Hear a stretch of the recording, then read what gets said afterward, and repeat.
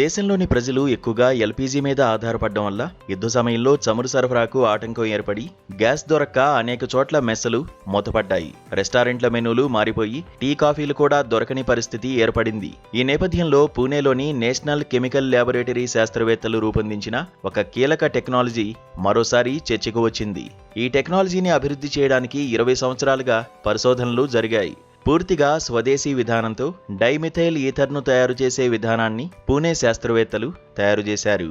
ఈ డిఎంఈని ప్రస్తుతం చాలామంది వాడుతున్న ఎల్పీజీలో కలిపి వాడవచ్చు.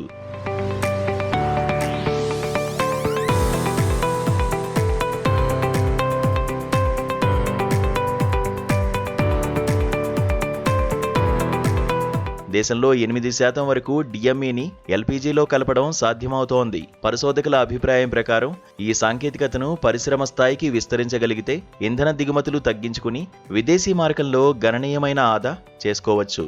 ఇతర దేశాల్లోనూ ఈ టెక్నాలజీ ఉన్నప్పటికీ భారతదేశంలో ఇప్పటివరకు అందుబాటులో లేదు. ఇప్పుడు స్వదేశీ విధానాలతో దీన్ని అభివృద్ధి చేసి దీని మీద పేటెంట్ కూడా పొందారని national chemical laboratory chief scientist doctor Tirumalai Swami Raja అన్నారు. పరిశ్రమ స్థాయిలో దీన్ని విస్తరించే మార్గాలను పరిశీలిస్తున్నాం. ఎల్పీజీకి పూర్తి ప్రత్యామ్నాయంగా డిఎంఈ ఉపయోగపడగలదా అనే అంశంపై మరింత పరిశోధన అవసరమని ఆయన అన్నారు.